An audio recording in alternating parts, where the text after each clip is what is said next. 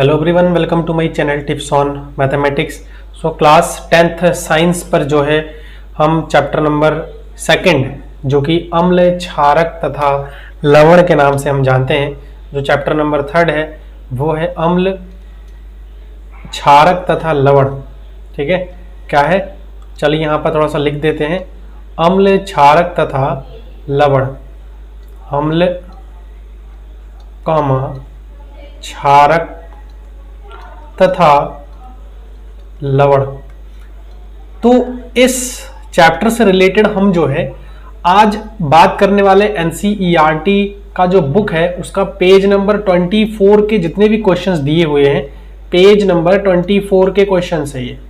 आपके पास जब बुक को में आप लोग देखेंगे तो आप लोगों को पता लग जाएगा कि पेज नंबर 24 में क्या क्या क्वेश्चन दिया हुआ है। तो चलिए स्टार्ट करते हैं एक एक करके। पहला क्वेश्चन जो है वो है पीतल एवं तांबे के बर्तनों में दही एवं खट्टे पदार्थ क्यों नहीं रखने चाहिए। देखो, बहुत इंपॉर्टेंट क्वेश्चन है और ये क्वेश्चन लगभग हर बार आपसे पूछा जाता है। ठीक है, चाहे वो 1 साल के गैप में हो या फिर जैसा भी रहे, मतलब आपसे पूछा जाता है। तो ये क्वेश्चन आप लोग जो है अच्छे तरह से कर लीजिए। और देखिए यहाँ पर इसके बारे में क्या बताया गया। इसमें यह कहा गया है कि पीतल एवं तांबे के बर्तनों में दही एवं खट्टे पदार्थ क्यों नहीं रखना चाहिए, क्योंकि दही एवं खट्टे पदार्थों में क्या होता है, अम्ल पाया जाता है, जो बर्तन की धातु के साथ अभिक्रिया करके हाइड्रोजन गैस और हानिकारक उत्पाद का निर्माण करते हैं, जो कि हमारी सेहत के लिए क्या होता है, हानिकारक होता है। बहुत इंपॉर्टेंट है, ये नॉलेज आप लोगों के पास होना चाहिए। देखिए, जब भी हम घरों में क्या करते हैं, दही वगैरह हम ले आते हैं तो उसको हम क्या करते हैं, या तो उसको हम नॉर्मली कांच के बर्तनों में रखते हैं, या तो हम उसको किसी और स्टील वगैरह किसी बर्तन में हम जो है रखते हैं। हम उसको जो है पीतल और तांबे या फिर कांसा जो होता है, जबकि ये इनसे मिक्सर से बना होता है कांसा जिसको हम कहते हैं, तो उसमें भी हम नहीं रखते हैं। रीजन क्या है कि जैसे ही हम खट्टे पदार्थों में क्या होता है, अम्ल होता है। जैसे नींबू खट्टा है तो उसमें हमारा क्या होता है, अम्ल होता है। तो ये जो अम्ल है वो क्या करता है, धातु के साथ क्या करता है, क्रिया करता है। समझ में आया? धातु के साथ जो है क्रिया करता है। देखिए, एक हम छोटा सा यहां पर प्रॉपर्टी पर डिस्कशन करते हैं, और वो चीज क्या है कि अगर कोई भी अम्ल है और वो जो है अगर किसी भी धातु के साथ क्या कर रहा है, क्रिया कर रहा है, तो ऑब्वियसली बात है कि वो जो है हाइड्रोजन गैस को निकालेगा ही निकालेगा। हाइड्रोजन गैस को क्या करेगा, वो निकालेगा। समझ में आया?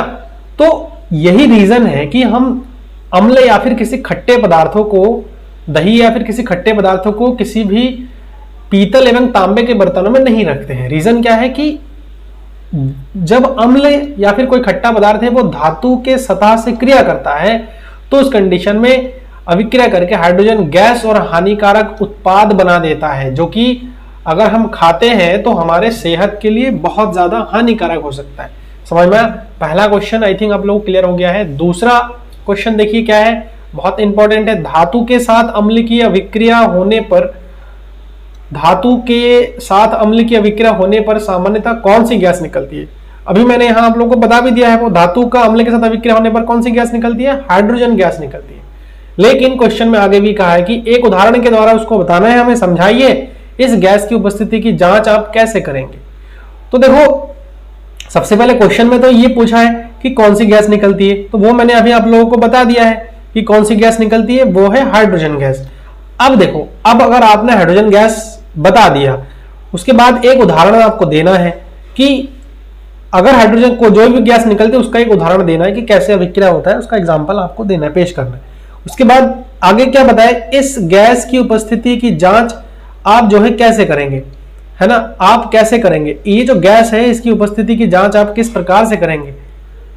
अगर आप बता रहे हो कि हाइड्रोजन गैस है तो इसकी टेस्ट कैसे करोगे। तो चलिए इसके जो है आंसर पर हम डिस्कशन करते हैं। उत्तर क्या है, धातु के साथ अम्ल की अभिक्रिया होने पर सामान्यतः क्या हाइड्रोजन गैस निकलती है, जो कि आपको पता ही है हाइड्रोजन गैस निकलती है, वो मैंने बता दिया। उसके बाद बोला था एग्जाम्पल, तो ये एग्जाम्पल भी मैंने दे दिया। देखिए क्या है कि सबसे पहले हम क्या करेंगे, एक परख नली में 30 ml तनु सल्फ्यूरिक अम्ल ले लीजिए। देखो यहाँ एग्जाम्पल, ये जो है प्रैक्टिकल परफॉर्म भी यहाँ पर मैंने आप लोगों को बताया है। एक प्रैक्टिकल यहाँ पर देखो इस डायग्राम के माध्यम से आप लोगों को समझाने की थोड़ा सा मैं कोशिश करूंगा। यह आपके बुक में भी दिया हुआ है। सबसे पहले तो हमने क्या लिया है, एक स्टैंड लिया है। ये क्या दिख रहा है आप लोगों को, स्टैंड है। ये जो सीधा है वो आपका एक स्टैंड है, ठीक है ये। और यहाँ ये होल्डर है जो कि इस परख नली को क्या कर रहा है, ये होल्ड कर रहा है। इस परख नली को क्या कर रहा है, ये होल्ड करके रख रहा है, मतलब पकड़ के रख रहा है। अब इस परख नली में हमने क्या किया है, सल्फ्यूरिक अम्ल लिया है। ये कौन सा अम्ल है, ये जो आपको दिख रहा है ये है हमारा सल्फ्यूरिक अम्ल। कौन सा अम्ल है ये, सल्फ्यूरिक अम्ल है। आपको पता होगा तनु सल्फ्यूरिक अम्ल, ठीक है। एक तो होता है देखो सांद्र और एक होता है तनु। तो सांद्र और दूसरा होता है तनु। तनु तनु का मतलब क्या होता है, जब भी सांद्र से हम जो है तनु में बदलते हैं तो उसमें हम क्या कर देते हैं, सांद्र में जब हम पानी मिला देते हैं तो हमारा तनु बन करके निकल के आता है। मतलब कहीं ना कहीं यहाँ पर जो हमारे सल्फ्यूरिक अम्ल है H2SO4 है, उसमें पानी मिला करके उसको हल्का कर लिया गया है। तो अब हम क्या कर रहे हैं, ये जो तनु सल्फ्यूरिक अम्ल है इसको हम जो है एक परख नली में ले लेते हैं, ठीक है। इसको हम क्या कर देते हैं, एक परख नली में ले लेते हैं। जैसा कि यहाँ बता रखा है, कुछ मात्रा आप ले सकते हो, कोई जरूरी नहीं कि 30 ml ही हो, आप 15 ml ले सकते हो, 10 ml ले सकते हो। इतना आप लो कि आपका प्रैक्टिकल अच्छे से परफॉर्म हो जाए, ठीक है। तो सल्फ्यूरिक अम्ल हमने इसमें लिया। उसके बाद देखिए क्या कहा इसमें, अब इसमें कुछ जिंक के टुकड़े डालिए। अब देखो इसमें हमें क्या करना है, कुछ जिंक के टुकड़े डालने हैं। जिंक के टुकड़े मतलब आपको पता होगा जिंक एक प्रकार का धातु है जिसका हमें क्या करना है, कुछ टुकड़े लेकर के उसमें हमें डाल देने हैं, है ना, उसमें हमें डाल देने। तो ये देखो छोटा छोटा टुकड़ा है यहाँ पर जो कि ये डाल दिया है। अब जैसे ही इसमें हम डाल देंगे, देखो जिंक और सल्फ्यूरिक अम्ल की क्रिया में गैस उत्सर्जित होगी, उसे प्रवाह नली द्वारा साबुन के विलयन में प्रवाहित करेंगे। यहाँ थोड़ा सा सही कर लीजिएगा, यहाँ जो है अभिक्रिया में हाइड्रोजन गैस, ठीक है, यहाँ निकलेंगे हाइड्रोजन गैस उत्सर्जित होगी, उसे प्रवाह नली द्वारा साबुन के विलयन से प्रवाहित कीजिए। यानी साबुन के विलयन से प्रवाहित करना है। अब देखो हमने क्या किया, यहां पर इसके हेल्प से समझते हैं, डायग्राम के हेल्प से। एक तो हमने स्टैंड लिया था, उसके बाद हमने एक परख नली लिया, इसमें हमने 30 ml का कर दिया है, 15 ml है, 30 ml जो है तनु सल्फ्यूरिक अम्ल ले लिया है, ठीक है। जिसमें हमने क्या किया, दानेदार जिंक के कुछ टुकड़े हमने डाल दिया। अब हम क्या करेंगे, इसको जो है एक पाइप के द्वारा, ये साबुन एक बर्तन है, ठीक है, एक बर्तन है, इसमें हम क्या करेंगे, साबुन का विलयन है, इसमें हम डाल देंगे।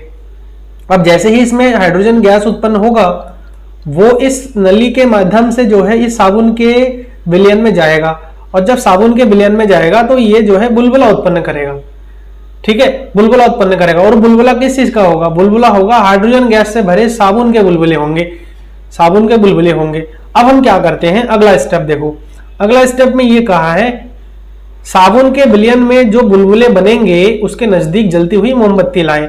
अब हमें क्या करना है, जो भी ये बुलबुला बन रहा है उसके नजदीक हमें क्या करना है, एक जलता हुआ मोमबत्ती लेकर के आना है, ठीक है। मोमबत्ती से क्या होगा, एक पहचान होगा, क्या कि जो भी गैस निकल रहा है वो क्या रिएक्ट कर रहा है। देखो आगे क्या कहा है, मोमबत्ती लेकर के आने हैं। उसके बाद देखो आगे, मोमबत्ती के पास ले जाने पर बुलबुले फट फट की ध्वनि के साथ जलेंगे।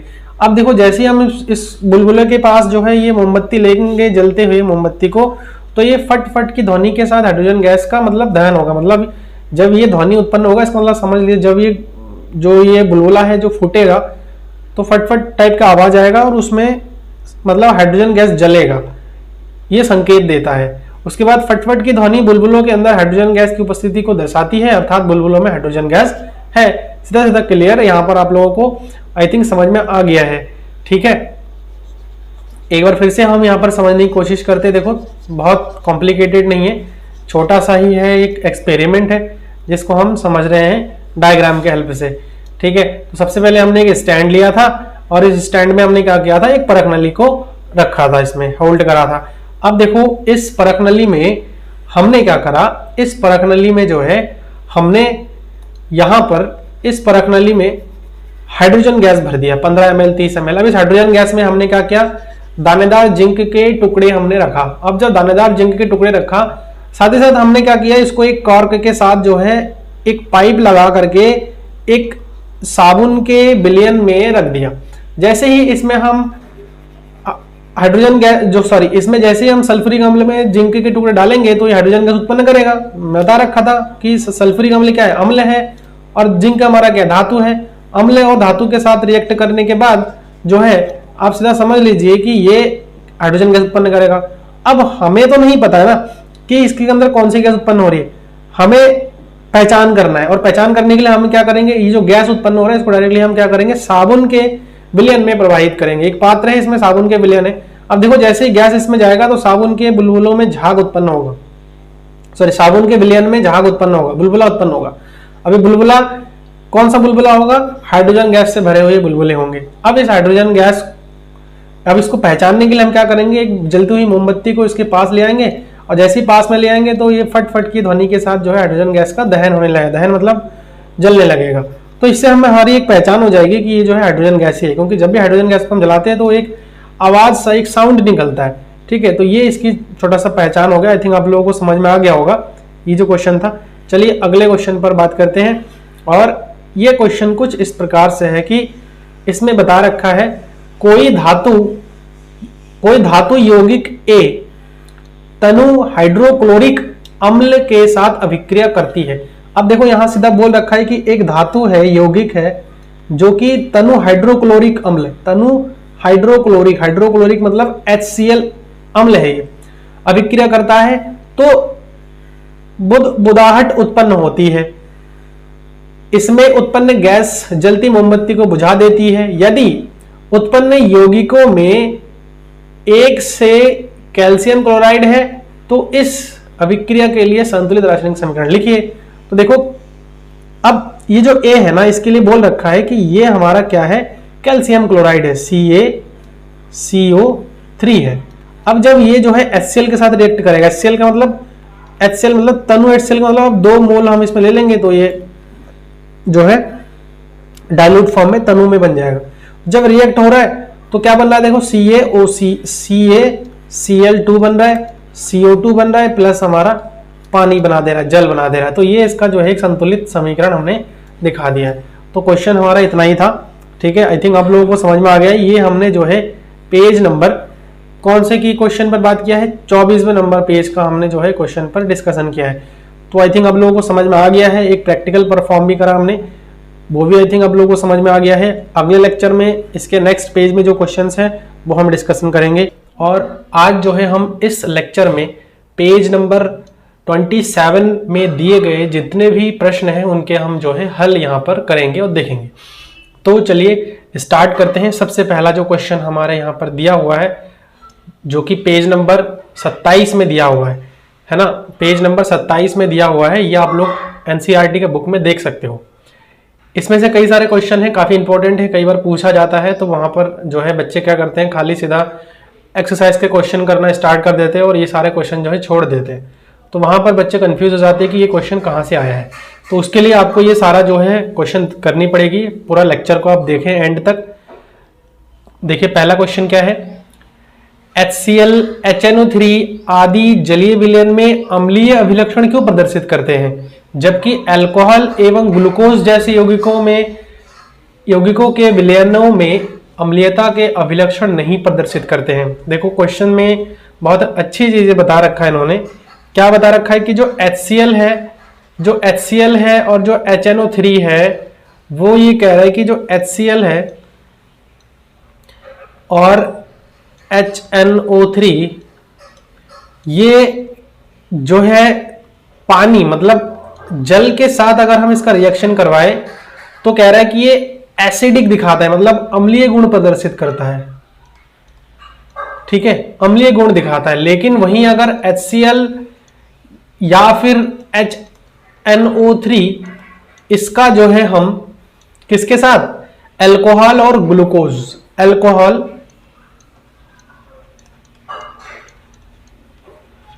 और ग्लूकोज, ठीक है ना, ग्लूकोज, अगर हम इसके साथ इसका अभिक्रिया करवाते हैं तो ये जो है अम्लीय गुण प्रदर्शित नहीं करता है, समझ में, ये अम्लीय गुण प्रदर्शित नहीं करता है। जबकि HCl और HNO3 को अगर जलीय विलयन के साथ हम अभिक्रिया करवा दे तो अम्लीय गुण प्रदर्शित करता है। इसका रीजन क्या है, देखो सिंपल सा रीजन है, कह रहे हैं कि HCl HNO3 आदि जल में घुलकर हाइड्रोजन आयन उत्पन्न करते हैं। हाइड्रोजन आयन क्या होता है, ये H पॉजिटिव होता है, ये चीज, ये आई थिंक आप लोगों को पता होगा, H पॉजिटिव होता है, तो हाइड्रोजन आयन उत्पन्न करता है। जबकि अल्कोहल एवं ग्लूकोज जैसे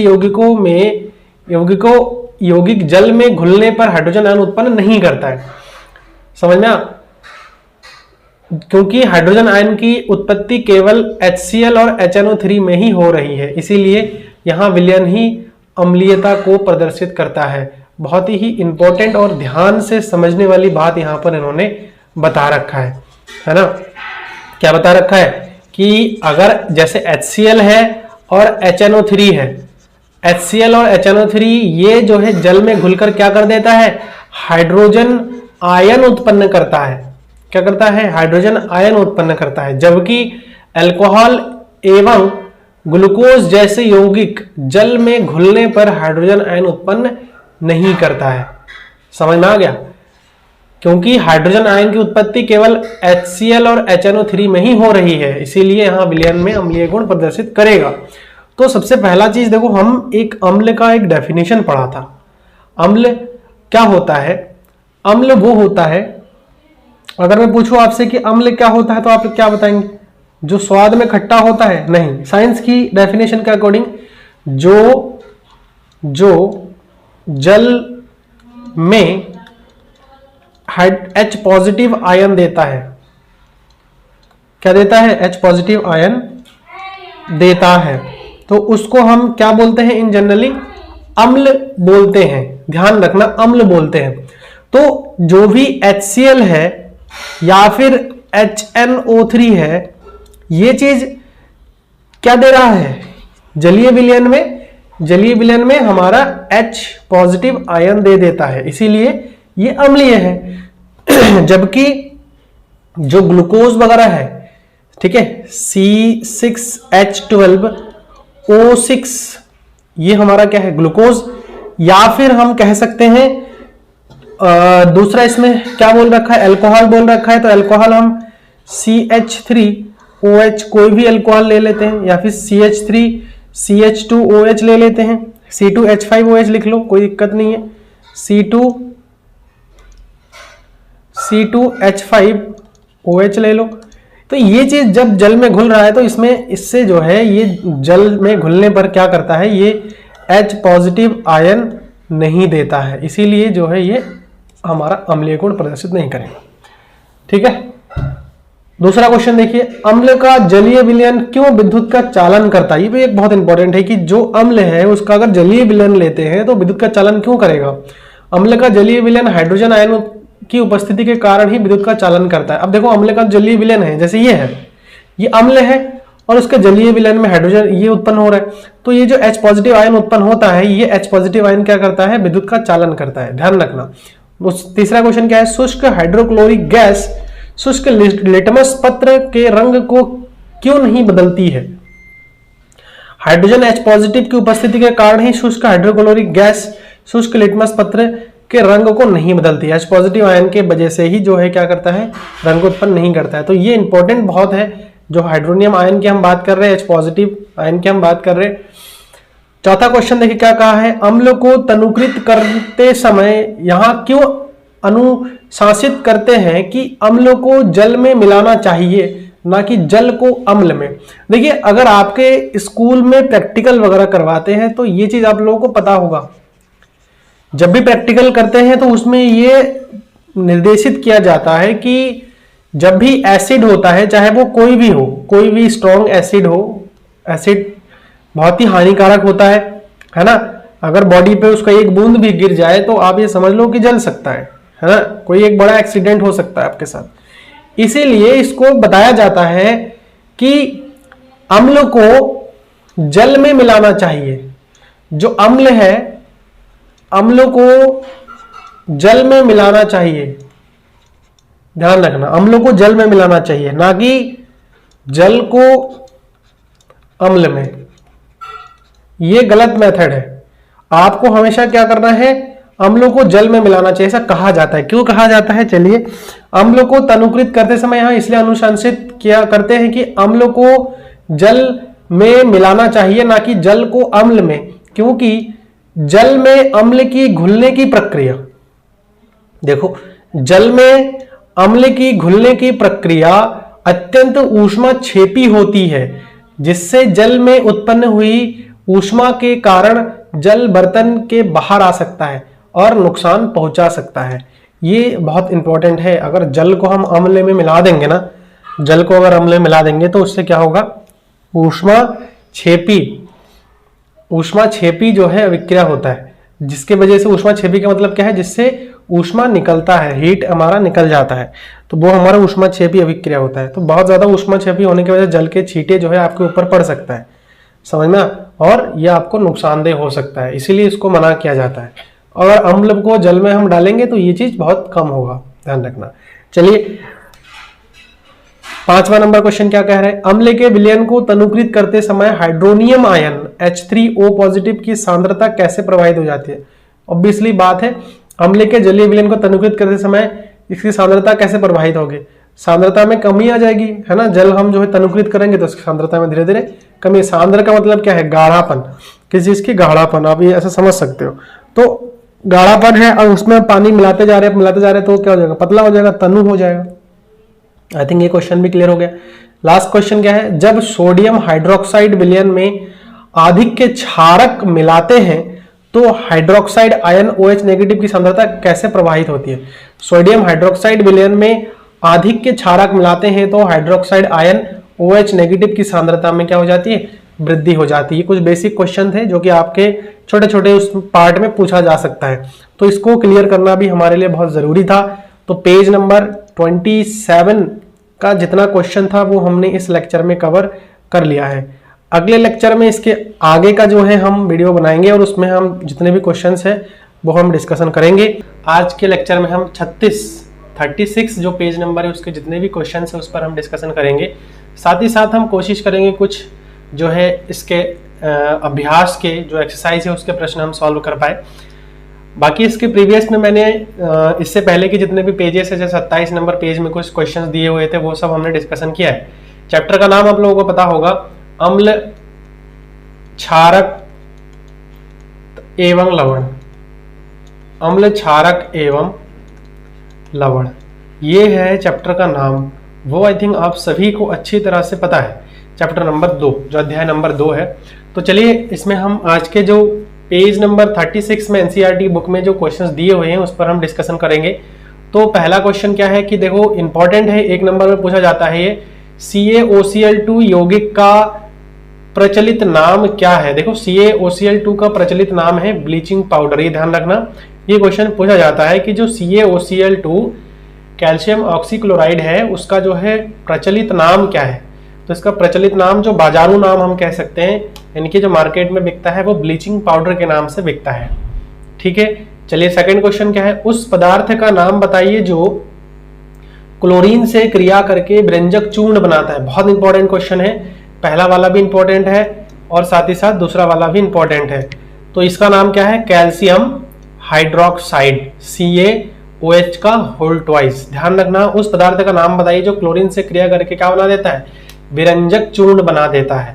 तो वो हमारा क्या है, कैल्शियम हाइड्रोक्साइड, मतलब बुझा हुआ चूना हम जिसको बोलते हैं। ध्यान रखना, इसको हम बुझा हुआ चूना भी बोलते हैं। उसके बाद क्या कहा है, नेक्स्ट क्वेश्चन देखिए, कठोर जल को मृदु करने के लिए किस सोडियम यौगिक का उपयोग किया जाता है। अब जैसे कठोर जल का आपको पता है ना, कठोर जल होता है, तो कठोर जल को क्या करते हैं हम, मृदु करने के लिए, मतलब मुलायम करने के लिए। तो कठोर जल को मुलायम करने के लिए वॉशिंग सोडा, मतलब धावन सोडा का जो हमें है उसका यूज करते हैं, और वो क्या होता है, Na2CO3 × 10H2O। ये फॉर्मूला वगैरह आप लोग याद कर लेना, ये सारे 1-1 नंबर के क्वेश्चंस है। आप ये समझ लो कि ए सेक्शन में जो क्वेश्चंस आते हैं वो इन्हीं में से आएंगे। ठीक है, ये कुछ क्वेश्चंस है जो कि बहुत इंपॉर्टेंट है। उसके बाद चौथा नंबर क्वेश्चन देखिए क्या कहा है, सोडियम हाइड्रोकार्बोनेट के विलयन को गर्म करने पर क्या होगा, इस अभिक्रिया के लिए समीकरण लिखना है। कह रहा है कि जो सोडियम हाइड्रोकार्बोनेट है उसके विलयन को अगर हम गर्म करेंगे तो सोडियम हाइड्रोकार्बोनेट को सोडियम बाइकार्बोनेट भी बोलते हैं कभी कभी, ठीक है। क्वेश्चन में अगर हाइड्रोकार्बोनेट की जगह बाइकार्बोनेट आ जाए तो कंफ्यूज होने की जरूरत नहीं है, फार्मूला आप लोगों को याद रखना है।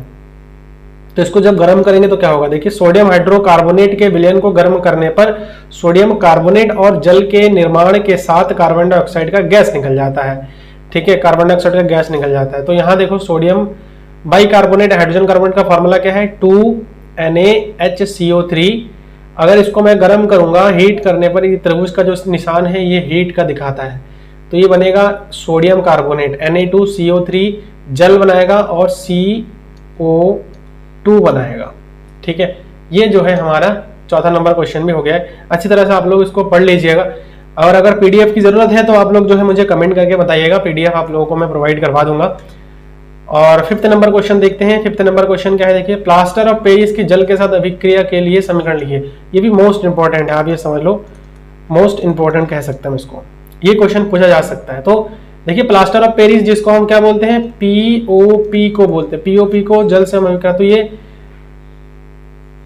जल के साथ अभिक्रिया करने पर समीकरण लिखना है। तो देखो प्लास्टर ऑफ पेरिस है CaSO4, है ना, CaSO4 लिखते हैं यहाँ, CaSO4 half H2O plus 1/2 H2O, मतलब 1.5 भाग पानी का 1.5 भाग लेंगे, 1 सही 1/2 भाग, ठीक है। H2O तो इससे बनेगा जिप्सम कह सकता हूं इसको, CaSO4 × 24 H2O, यहाँ कर लेना CaSO4 कर लेना आप लोग। तो ये चीज जो है बहुत इंपॉर्टेंट था, जो कि हमें आज डिस्कशन करनी थी। इसके जो छोटे छोटे क्वेश्चन है ये आपके सेक्शन ए में आपसे पूछा जा सकता है, समझ में आया। तो ये आप लोग अच्छी तरह से कर लीजिएगा, वैसे तो कंफ्यूज होने की इसमें मुझे नहीं लगता कोई बात है। चलिए अब हम ना अभ्यास के कुछ प्रश्न हम जो है यहाँ सॉल्व करने की कोशिश करते हैं। तो देखो अभ्यास के हमने 4 प्रश्न आज जो है यहाँ करेंगे, क्यों, क्योंकि इसमें जो है हमारे टिक मार्क है, तो टिक मार्क को बेसिकली हमें ज्यादा समय की जरूरत नहीं पड़ती है, तो इसीलिए हम टिक मार्क वाला क्वेश्चन आज के इस लेक्चर में पूरा कर लेंगे। तो देखिए क्या कहा है, कोई विलयन लाल लिटमस को नीला कर देता है, इसका पीएच संभवतः क्या होगा। अब आप लोगों को पता है कि पीएच का जो है एक हमारे पास स्केल होता है, पीएच स्केल है, मान के चलते हैं कि ये हमारे पास 7 है, ये जो है हमारे पास 0 है, और यहाँ हमारे पास क्या होता है 14। तो 7 से अगर मैं इधर जाता हूं तो ये सारे के सारे अम्ल को दर्शाता है, और 7 से अगर मैं इधर के साइड जाता हूं तो ये क्षारीय गुण को दर्शाता है, क्षारीय गुण है, फिर क्षारकता, क्षारकता। अब देखो जब 7 0 और 7 के बीच में है, यानी कि 7 से कम में आ रहे, तो हमारा एसिडिक दिखा रहा है। 7 पर जो है हमारा क्या हो जाता है, उदासीन हो जाता है, ठीक है, उदासीन, उदासीन हो जाता है। अब इसमें आपको एक चीज समझना है, देखो अगर जैसे कोई भी अम्ल है, हमें नहीं पता, हमें लिटमस पेपर लेना है, लाल लिटमस, ये लिटमस एक प्रकार का पेपर होता है केमिस्ट्री लैब में। लाल लिटमस को अगर हम क्षारक के साथ जो है मिला देंगे तो ये हमारा नीला रंग देगा। ये दूसरी चीज क्या आता है, दूसरी चीज अगर हम नीला लिटमस ले, नीला लिटमस, नीला लिटमस पेपर ले ले और उसमें हम अम्ल डालें तो वो लाल कर देता है। ये 2 बातों का हमेशा के लिए ध्यान रखना। अब यहां आप लोग समझिए क्वेश्चन को, क्वेश्चन में आप लोगों को क्या समझना है, देखो बोल क्या रखा है कि कोई विलयन है लाल लिटमस को नीला कर देता है, इसका संभवतः पीएच क्या होगा। देखो कोई विलयन है लाल लिटमस को क्या कर दे रहा है, नीला कर दे रहा है, तो ऑब्वियसली बात है कि वो कहीं ना कहीं क्षारक है, और क्षारक है तो उसका पीएच मान क्या होगा, 7 से ज्यादा होगा और 14 से कम होगा, या फिर 7 और 14 के बीच में होगा। तो देखो यहां 1 दिया हुआ है, ये तो अम्ल को दर्शा रहा है, 4 दिया हुआ है, ये भी कहीं ना कहीं अम्ल है, 5 दिया है, ये भी कहीं ना कहीं अम्ल है, अब 10 है, ये हमारा क्षारीय हो रहा है, क्षारीय हो रहा है। तो क्षार ही जो है किसी लाल लिटमस को नीला कर सकता है, तो इसका मतलब इसका जो करेक्ट आंसर होगा वो हमारा डी आंसर हो जाएगा, ठीक है, डी आंसर जो है इसका करेक्ट आंसर हो जाएगा। चलिए अगले क्वेश्चन पर डिस्कशन करते हैं, और अगला जो क्वेश्चन है वो दिया हुआ है, कोई विलयन अंडे के पिसे हुए कवच से अभिक्रिया कर एक गैस उत्पन्न करता है जो चूने के पानी को दुधिया कर देती है, इस विलयन में क्या होगा। अब इस विलयन में हमारा HCl होगा, है ना, HCl होगा। और अंडा का जो कवच होता है ये आप लोगों को पता होगा कि किस चीज से बना होता है, जो अंडे के ऊपर का छिलका होता है। नहीं पता है, जिसको पता है वो कमेंट करके बताइए, ठीक है। तो HCl होगा, और इसका रीजन भी आप लोग बता सकते हो कि HCl के साथ अगर वो चीज क्रिया करेगा तो हमारा कैसा विलयन होगा, ठीक है ना। अब देखो थर्ड नंबर क्वेश्चन पर बात करते हैं, इसका आंसर हमारा डी होगा, ठीक है ना, सॉरी बी आंसर होगा इसका। थर्ड नंबर क्या है, देखिए NaOH का 10 ml विलयन HCl के 8 ml विलयन से पूर्णतः उदासीन हो जाती है। कह रहा है कि जो NaOH है, इसको हम लिख लेते हैं, जो NaOH है इसका 10 ml, ठीक है, इसका 10 ml, और कह रहा है HCl का 8 ml मिलकर के पूर्णतः उदासीन हो जाता है। यदि हम NaOH के उसी विलयन का 20 ml ले ले, अब कह रहा है कि NaOH का उसी का हम 20 ml ले ले, तो इसे उदासीन करने के लिए HCl के उसी विलयन में कितनी मात्रा लेनी है, तो हमें HCl की कितनी मात्रा लेनी है। देखो एक चीज समझो, अनुपातिक नियम हम यहां पर लगाएंगे और अनुपातिक नियम लगा करके हम सॉल्व करेंगे। देखो दो, यहां कितना हो रहा है, यहां अगर हम देखें तो ये हमारे पास अगर NaOH और NaOH की हम बात करें तो ये अनुपात कितना मिल रहा है, 2 मिल रहा है। तो कहीं ना कहीं ये भी हमारा 2 में होना चाहिए। 2 कैसे होगा, 8 दूनी 16, अगर ये 16 ml हुआ तभी जाकर के 2 में कन्वर्ट होगा, बराबर होना चाहिए ना। द्रव्यांत क्या है, बराबर होनी चाहिए। तो ऑब्वियसली बात है, अगर मैं इसमें 2 अनुपात ले लूं, इसका अनुपात ले लूं तो 10:20 हो जाएगा, तो ये 2 हो रहा है। 8:16 करूं तब भी ये 2 पॉसिबल, हमें 2 बनाने हैं। तो इसका मतलब क्या है, 16 यहां पर इसका जो है आंसर हो जाएगा। तो इसीलिए जो है डी आंसर 16 ml हो जाएगा। अब देखो यहां अगला क्वेश्चन में क्या बताया है, अगले में ये बता रखा है कि अपच का उपचार करने के लिए निम्नलिखित में से किस औषधि का उपयोग किया जाता है। अपच मतलब जैसे एसिडिटी वगैरह होता है, ठीक है, एसिडिटी वगैरह होता है, खट्टी डकारें आती है, तो उसके लिए देखो खट्टी डकारें क्यों आती है, हमारा जो पेट होता है, पेट में क्या बनाता है, HCl अम्ल रहता है। HCl अम्ल क्या करता है, HCl अम्ल क्या करता है, जो भी हम खाना खाते हैं उसको पचाने का काम करता है, ठीक है, उसको पचाने का काम करता है। लेकिन जब ये HCl की मात्रा, हम मान लीजिए कुछ ऐसे हमने खाना खा लिया है जिससे कि हमारा जो एसिड, कोई एसिडिक चीजें हमने खा लिया है, तो उसको, तो हमारे अंदर और भी एसिड ऑलरेडी बनता है, तो हमारे अंदर और ज्यादा एसिडिक हो जाएगा, जिससे हमारा अंदर जो है क्या बनेगा, हमारे जो है अपच जैसा होने लगेगा, ठीक है, खट्टे डकारे आने लगेंगे। तो इसको कम करने के लिए देखो एसिड को, HCl एसिड है, अम्ल को उदासीन करने के लिए हम क्षारक मिला देते हैं, क्षारक मिला देते हैं। और जब ये अम्ल को क्षारक के साथ अभिक्रिया करते हैं तो लवण और जल बना देता है, लवण प्लस जल बना देता है, जो कि ये तो हमें बॉडी में नॉर्मल है। लवण और पानी है, जो कोई खतरे का वो नहीं है, ये आराम से हम जो है कर सकते हैं, है ना। तो कहीं ना कहीं जो क्षारक है उसको हम, अम्ल को एसिड और क्षारक, इसको हम, क्योंकि दोनों मिलाकर के कोई चीज खत्म कर दे रहा है।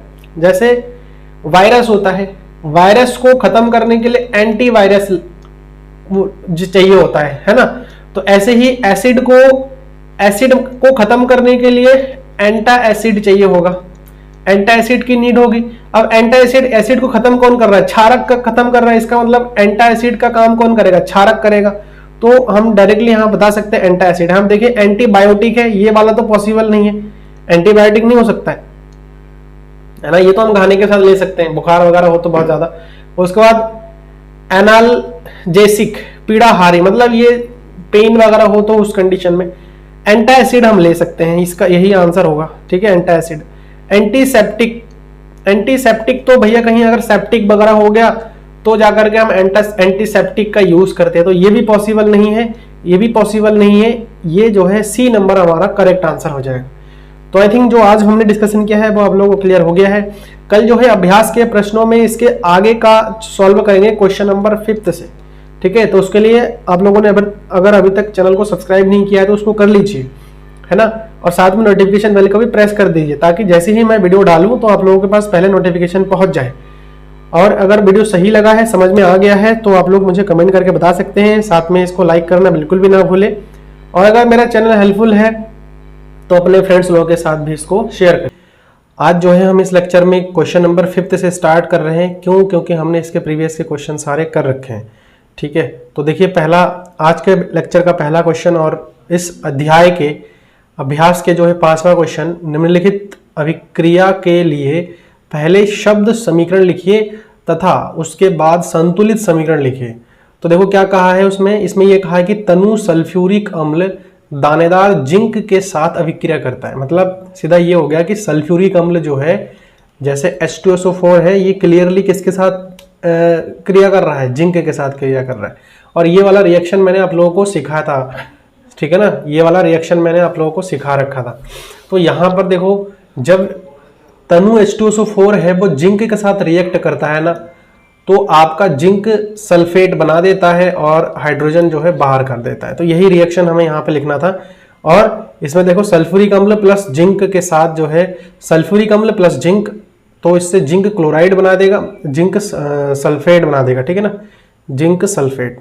यहाँ आप सही कर लीजिए इसको, सल्फाइड, इसको क्लोराइड नहीं सल्फाइड,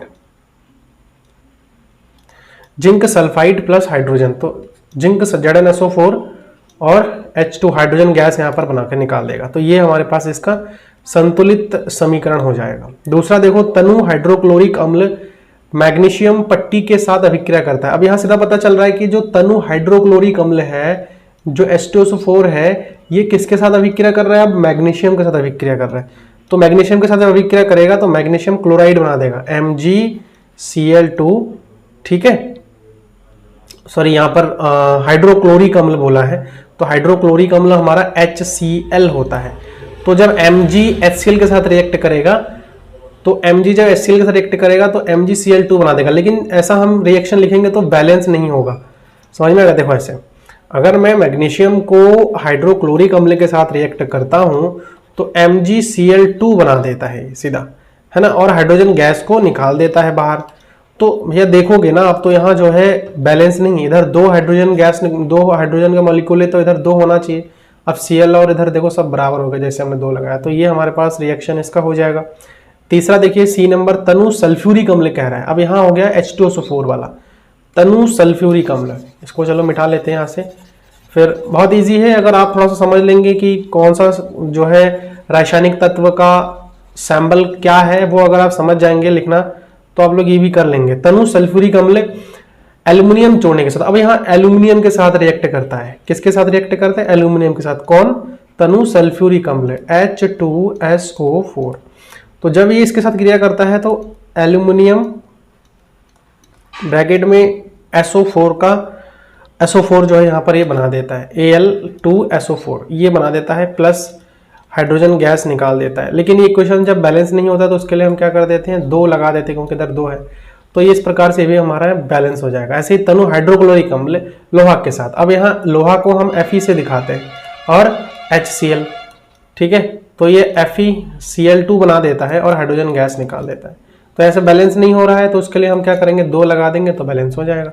तो ये हमारे पास इक्वेशन मिल जाएगा, ठीक है, सल्फ्यूरिक अम्ल प्लस आयरन। इस प्रकार से हम इसको भाषाओं में भी लिख सकते हैं। चलिए अगला क्वेश्चन देखते हैं, छठा नंबर, 6th नंबर जो क्वेश्चन है वो ये कहा है कि अल्कोहल और ग्लूकोज जैसे यौगिक में भी हाइड्रोजन होते हैं, लेकिन इनका वर्गीकरण अम्ल की तरह नहीं होता है। एक क्रियाकलाप द्वारा इसको क्या करना है, हमें साबित करना है, प्रूफ करना है कि देखो अल्कोहल और ग्लूकोज में भी हाइड्रोजन होता है। ये आपको पता है, अल्कोहल का फॉर्मूला क्या होता है, C2H5OH, बहुत ज्यादा हाइड्रोजन है इसमें। और अगर मैं ग्लूकोज की बात करूं तो C6H12O6 ये फॉर्मूला होता है ग्लूकोज का, इसमें भी बहुत सारा हाइड्रोजन है। लेकिन अम्ल की तरह, अम्ल क्या होता है, अम्ल देखो कोई भी हो सकता है, चाहे आप HCl ले लो, H2SO4 ले लो, है ना, हाइड्रोक्लोरिक अम्ल, सल्फ्यूरिक अम्ल, तो ये सारे एसिड हैं हमारे। तो क्वेश्चन में यही कह रहा है कि जो ग्लूकोज है इसमें भी हाइड्रोजन है, लेकिन इनका वर्गीकरण अम्ल की तरह नहीं होता है ना, इनका जो वर्गीकरण है वो अम्ल की तरह नहीं होता है। अब अम्ल क्या करता है, देखो अम्ल जो है विद्युत का चालन कर सकता है, हम जानते हैं, हाइड्रोजन आयन दे देता है पानी में घुल करके, ऐसे ऐसी चीजें जो है हम अम्ल के बारे में बोल सकते हैं। लेकिन हम इसके बारे में इतना नहीं कह सकते, जबकि हाइड्रोजन दोनों में है। तो यही क्वेश्चन पूछ रखा है कि आप एक इसका क्रियाकलाप दे करके जो है इसको साबित करिए कि ये हाँ वाकई में ऐसा हो सकता है, किस लिए होता है। तो देखो सबसे पहले चीज, एक हमें क्या करना है, कार्क 2 कीले लगा करके, जैसे ये रिएक्शन है मैंने यहाँ पर बना रखा है, चलिए इसको पहले हम मिटा लेते हैं, इसको पहले थोड़ा सा हम मिटा लेते हैं, उसके बाद जो है हम बात करते हैं, ठीक है। देखो यहाँ से ये जो है आपके पास एक क्या है, एक बीकर है ना, एक बीकर है ये, और इस बीकर में हमने क्या करा है, इसमें रबड़ की 2 कॉर्क लगाया है, ये रबड़ की कॉर्क लगाया है, इसमें हमने 2 कीले लगा दिया है। अब इन दोनों कीलों को हमने क्या कर दिया है, इसको हमने एक स्विच के साथ और एक बल्ब के साथ हमने जोड़ दिया है, और इसको एक 6 वोल्ट की एक बैटरी के साथ हमने जोड़ दिया है, और ये क्रियाकलाप मैंने यहाँ पर लिख रखा है। अब इसके अंदर जो ये लिक्विड आपको दिख रहा है, ये एक्चुअली में क्या है, एसिड है, समझ में आया, एसिड है, ये हमारे पास एसिड है। एसिड में हमारा कुछ भी हो सकता है, HCl भी हो सकता है, आप HCl मान के चलो, ठीक है। तो यहाँ पर वही लिखा है, एक कॉर्क पर 2 कीले लगाकर कॉर्क को 200 ml के बीकर में रख दीजिए, 200 ml HCl के बीकर में रख दीजिए, ऐसा है कह सकते हैं। कीलो को 6 वोल्ट की एक बैटरी के दोनों टर्मिनलों के साथ एक बल्ब स्विच के माध्यम से जोड़ दिए, जो मैंने अभी आप लोगों को बताया है। अब बीकर में थोड़ा तनु HCl डालकर विद्युत प्रवाहित कीजिए। तो हम देखते हैं कि जैसे हम तनु, देखो ये दोनों जो कीले हैं वो एक दूसरे से टच नहीं है, ये अलग है, दोनों अलग है, एक दूसरे से जुड़े हुए नहीं है, एक रबड़ है उसके, उसमें हमने इसको डाल दिया है। अब देखो ये जो HCl है ये कांटेक्ट बना रहा है दोनों कीलों का बीच में, समझ में आया। अब इनको तारों से जोड़ दिया, बैटरी से जोड़ दिया, तो देखो ये सर्किट कंप्लीट होगा तभी बल्ब जलेगा। तो जब हम HCl को उसमें डाल देते हैं और बैटरी से जोड़ देते तो बल्ब हमारा जल जाता है। ऐसा इसलिए होता है क्योंकि HCl में H पॉजिटिव आयन होता है जो कि विद्युत चालन कर सकता है। अब देखो इन परीक्षणों को ग्लूकोज एवं अल्कोहल के विदलन के साथ भी कर लीजिए। अब देखो यहाँ HCl को रिप्लेस करके आप ग्लूकोज ले लो, ग्लूकोज C6H12O6 होता है, आप इसको यहां डाल लो, फिर आप बैटरी के साथ सेम रिएक्शन दोहराओ, बल्ब नहीं जलेगा। क्यों नहीं जलेगा? क्योंकि उसमें जो हाइड्रोजन होता है वो आयनित नहीं होते हैं और वो चल फिर नहीं सकता है, आयनित नहीं होता है, ठीक है, और वो चल नहीं सकता है। जबकि अम्ल में क्या होता है, ये आयनित होता है और ये पूरे उसमें चल सकता है। तो यही जो है हमारा करंट को कैरी करके ले जाता है, ठीक है। तो देखो आगे क्या बोला है, आप देखेंगे कि HCl के विद्युत के विलयन में बल्ब जलता है और एमीटर की सुई में भी विचलन होता है, जबकि ग्लूकोज एवं अल्कोहल का विलयन में बल्ब नहीं जलता है और ना ही एमीटर की सुई में विचलन होता है। परिणाम क्या है, जल में अम्ल का विलयन विद्युत का चालन करता है, परिणाम स्वरूप बल्ब क्या होता है, जो है जल जाता है। इसके विपरीत ग्लूकोज तथा अल्कोहल के विलयन में आयन विभक्त नहीं होते, जो अभी मैंने आप लोगों को बताया, आयन टूटते नहीं है, तो इस प्रकार से विद्युत का चालन नहीं होता है। तो 6th नंबर क्वेश्चन में आई थिंक आप लोगों को समझ में आ गया है ना। तो अब चलिए 7th नंबर क्वेश्चन पर डिस्कशन करते हैं, और इसमें देखो क्या बोल रखा है, आश्रित जल विद्युत का चालन क्यों नहीं होता है, आश्रित जल विद्युत का चालन क्यों नहीं करता है जबकि वर्षा का जल करता है। अब देखो आश्रित ऑब्वियसली बात है, विद्युत का चालन करने के लिए आपके पानी में आयन्स होना चाहिए, कोई भी आयन हो, चाहे वो मैग्नीशियम हो, कैल्शियम हो, ठीक है, ये इस प्रकार के कोई ना कोई आयन पानी में होना चाहिए। अगर आयन है तो विद्युत का चालन करेगा, अगर आयन नहीं है तो विद्युत का चालन वो नहीं करेगा। तो अब देखो आश्रित जल जो होता है ना, उसमें बिल्कुल भी क्या हो, पूरा प्योर होता है, वो एकदम प्योर फॉर्म होता है, उसमें किसी प्रकार का आयन नहीं रहता है, ठीक है, कोई भी अशुद्धियां नहीं होती है। अब वर्षा के जल में अम्ल एवं अन्य अशुद्धियां हो सकती है, ऑब्वियसली बात है, क्योंकि वायुमंडल में जो है बहुत प्रकार की गैसेज हो रही है जो रिएक्ट करके अम्ल बना रहा है, जो कि बारिश के माध्यम से पानी में उसी में रह जाता है। तो इसका मतलब वर्षा का पानी एकदम प्योरेस्ट फॉर्म तो नहीं है, उसमें एसिड वगैरह कुछ हो सकता है, अम्ल हो सकते हैं, कोई अशुद्धि हो सकते हैं। इसलिए वर्षा के जल में H पॉजिटिव अथवा OH नेगेटिव आयन की उपस्थिति होती है ना। अब वर्षा के पानी में क्या है, H पॉजिटिव आयन, ये बहुत इंपॉर्टेंट है, और OH नेगेटिव आयन ये भी उपस्थित होती है। तो इसके कारण से जो है वर्षा का जो जल है वो विद्युत का चालन कर लेता है, लेकिन आश्रित जल में H पॉजिटिव और OH नेगेटिव आयन अनुपस्थित होते हैं, इसलिए आश्रित जल विद्युत का चालन क्या करता है, नहीं करता है। क्लियर। जल की अनुपस्थिति में अम्ल का व्यवहार अम्लीय क्यों होता है ना। जल की अनुपस्थिति में कह रहा है कि जल की अनुपस्थिति में अम्ल में हाइड्रोजन आयन नहीं बनते हैं, इसीलिए जल की अनुपस्थिति में अम्लीय व्यवहार नहीं होता है, ठीक है ना। अब जैसे अम्ल है, अब खाली अम्ल देखो वो ऐसे अम्लीय एसिडिक बिहेवियर नहीं दिखाएगा। अब जैसे HCl है, ये वैसे अम्ल जैसा व्यवहार नहीं करेगा, लेकिन जैसे ही ये पानी के कांटेक्ट में आएगा तो इसमें जो है विभक्त होने लग जाएगा H पॉजिटिव आयन, और जैसे H पॉजिटिव आयन विभक्त होगा, जो H पॉजिटिव आयन देता है वो अम्ल होता है, तो अम्ल जैसा व्यवहार करने लग जाएगा। बहुत ईजी है, ठीक है। चलिए इसको थोड़ा सा यहाँ मिटा लेते हैं, गंदा हो रखा है, साफ कर लेते हैं इसको, फिर हम आगे डिस्कशन करेंगे। अब देखो यहाँ इस क्वेश्चन में क्या कह रखा है, इस क्वेश्चन में बोल रखा है 5 billion A, B, C, D व E की जब सार्वत्रिक सूचक से जांच की जाती है तो pH के मान क्रमशः 4, 1, 11, 17 एवं 9 प्राप्त होती है। कौन सा विलयन उदासीन है, प्रबल अम्लीय है, प्रबल क्षारीय है, दुर्बल अम्लीय है, दुर्बल क्षारीय है? तो देखो मैंने यहाँ पर आंसर डायरेक्टली इसमें लिख लिया है, आप लोग देख सकते हो। अम्ल और क्षार के बारे में मैंने आप लोगों को बता रखा है कि भैया एक हमारे पास स्केल होता है जिसमें हमारा 0, 7 फिर 14। तो जैसे ही हम इधर बढ़ते हैं ये जो है अम्लीय प्रवृत्ति को प्रदर्शित करता है, क्या अम्ल को प्रदर्शित करता है। और जैसे ही हम इधर बढ़ते हैं तो ये क्षारीय प्रवृत्ति को प्रदर्शित करता है, क्षारीय गुणों को। लेकिन जैसे ही 7 में आते हैं तो वो उदासीन होता है। तो देखो हमें इसको देख करके हमें बहुत सारी चीजें समझने की है। इसमें ये बोल रखा है कि ये कुछ हमारे पास विलयन दिया हुआ है और इसका सूचक से जांच की जाती है तो pH के मान जैसे पहले वाले A को कितना मिल रहा है, देखो A को 4 मिल रहा है, ऐसे ही B को कितना मिल रहा है, 1 मिल रहा है ना। अब C को 11 मिल रहा है, C को 11 मिल रहा है, ऐसे ही D को 7 मिल रहा है, D को 7 मिल रहा है, और E को 9 मिल रहा है, E को 9 मिल रहा है। तो देखो आप देख करके पता लगा सकते हो। देखो उदासीन कौन हो जाएगा, उदासीन हमारा देखो डी को हमारा देखो उदासीन किसका 7 होता है, तो 7 किसको मिल रहा है, 7 डी को मिल रहा है। इसका मतलब पहला वाले का आंसर क्या हो जाएगा, डी हो जाएगा। प्रबल अम्ल देखो किस कौन है, देखो 0 और 7 के बीच में, मतलब 7 से जितना हम कम आएंगे वो प्रबल अम्ल को प्रदर्शित करेगा।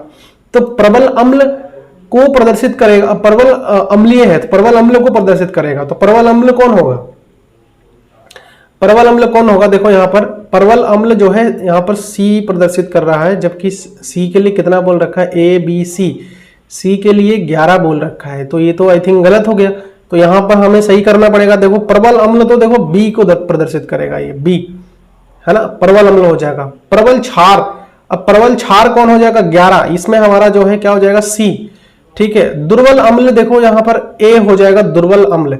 A को दुर्बल अम्ल क्यों कह रहे हैं, A हमारा जो है 4 हमारा दिखा रहा है, तो यहाँ पर दुर्बल क्षारीय क्या हो जाएगा, E। तो इस प्रकार से हम कर सकते हैं। pH के मानों को हाइड्रोजन की सांद्रता के आरोही क्रम में व्यवस्थित करना, तो C, E, D, A, B इस प्रकार से हमारा ये हो जाएगा। चलिए अगला हम 10वें नंबर क्वेश्चन पर बात करते हैं। परखनली A एवं B के समान लंबाई की मैग्नीशियम की पट्टी लीजिए। परखनली A में हाइड्रोक्लोरिक अम्ल तथा परखनली B में एसिडिक अम्ल CH3COOH डालिए। किस परखनली में अधिक तेजी से बुदबुदाहट, आप देखो जो अम्ल प्रबल होगा ऑब्वियसली बात है उसमें ज्यादा बुदबुदाहट होगी, तो परखनली A में अधिक तेजी से बुदबुदाहट होगी क्योंकि परखनली A में प्रबल अम्ल डाला गया है। जो परखनली A है उसमें हमने प्रबल अम्ल डाला इसलिए प्रबल A में होगी। बस इस टाइप के क्वेश्चन पूछे नहीं जाते हैं। उसके बाद देखिए ये तो नॉलेज के लिए है, ठीक है। ताजे दूध के pH का मान 6 होता है, दही बन जाने पर इसके pH के मान में क्या परिवर्तन होगा, अपना उत्तर समझाइए। तो देखो दही में लैक्टिक अम्ल के कारण H पॉजिटिव की सांद्रता ताजे दूध की अपेक्षा अधिक हो जाती है, दही बनने पर pH का मान क्या हो जाता है, कम हो जाएगा। तो अगर ताजे दूध का pH मान 6 है ना, 6 है, तो दही बनने पर क्या हो जाता है भैया, वो खट्टा हो जाता है, और खट्टा होने का मतलब क्या है कि भैया 7 से कम हो जा रहा है। तो क्लियर हो गया। अब 12वां नंबर देखो क्या कहा है, एक ग्वाला ताजे दूध में थोड़ा बेकिंग सोडा मिला देता है। बेकिंग सोडा क्षारीय प्रवृत्ति का होता है, ध्यान रखना। तो क्या कहा है, ताजा दूध में pH के मान को 6 से बदलकर थोड़ा क्षारीय क्यों बना देता है।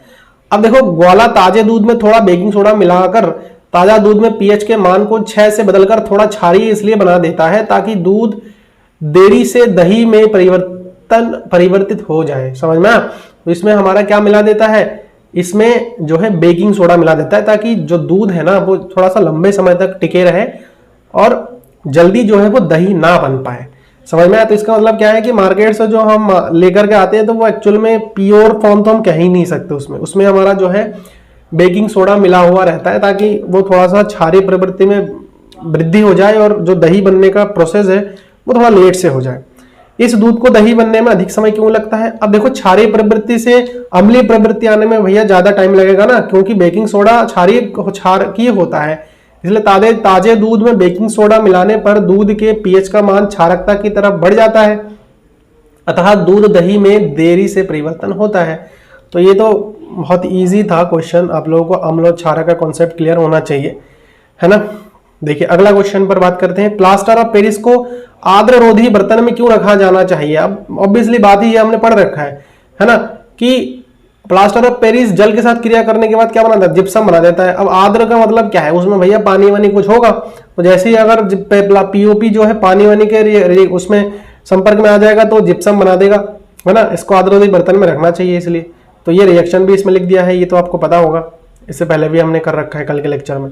उदासीनीकरण अभिक्रिया क्या होता है? बहुत इंपॉर्टेंट है ये क्वेश्चन, ठीक है ना, ये इंपॉर्टेंट क्वेश्चन है। उदासीनीकरण अभिक्रिया क्या होता है? उदासीनीकरण अभिक्रिया अम्ल तथा क्षारक अभिक्रिया करके लवण और जल बना देता है, इसी को हम क्या बोलते हैं? उदासीनीकरण अभिक्रिया कहते हैं। तो अम्ल प्लस क्षारक ये लवण और पानी बना देगा।